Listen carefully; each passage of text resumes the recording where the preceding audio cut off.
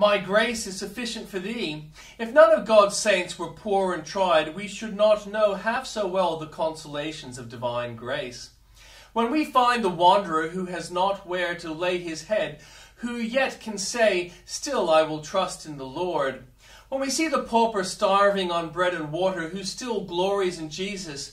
When we see the bereaved widow overwhelmed in affliction, and yet having faith in Christ, oh, what honor it reflects on the gospel. God's grace is illustrated and magnified in the poverty and trials of believers. Saints bear up under every discouragement, believing that all things work together for their good, and that of the apparent evils a real blessing shall ultimately spring, that their God will either work a deliverance for them speedily, or most assuredly support them in the trouble, as long as he is pleased to keep them in it. This patience of the saints proves the power of divine grace. There is a lighthouse out at sea. It is a calm night, and I cannot tell whether the edifice is firm or the tempest must rage about it, and then I shall know whether it will stand.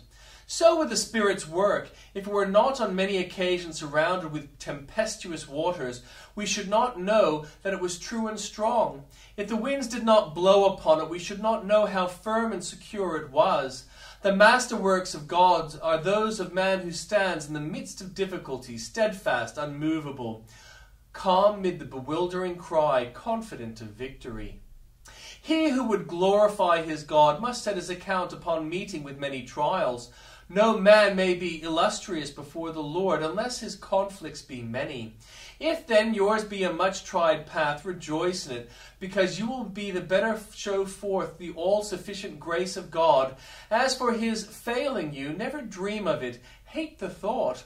The God who has been sufficient until now should be trusted to the end. They shall be abundantly satisfied with the fatness of thy house. Sheba's queen was amazed at the sumptuousness of Solomon's table.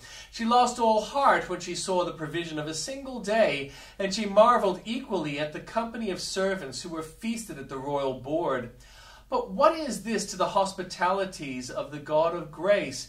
10,000 of his people are daily fed, hungry and thirsty, yet they bring large appetites with them to the banquet, but not one of them returns unsatisfied.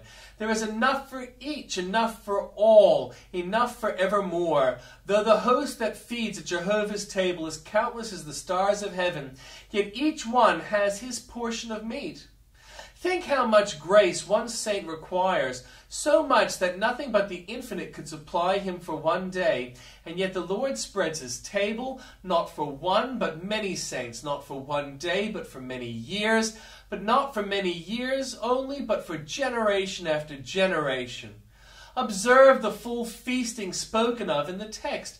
The guests at Mercy's banquet are satisfied, nay, more abundantly satisfied, and that's not with ordinary fare, but with fatness, the peculiar fatness of God's own house.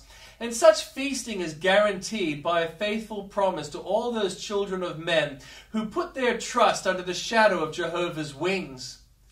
I once thought if I might but get the broken meat at God's back door of grace, I should be satisfied, like the woman who said the dogs eat of the crumbs that fall from the master's table. But no child of God is ever served with scraps and leavings. Like Mephibosheth, they all eat from the king's own table in matters of grace. We have Benjamin's mess. We all have 10 times more than we could have expected. And though our necessities are great, yet are we often amazed at the marvelous plenty of grace which God gives us experimentally to enjoy.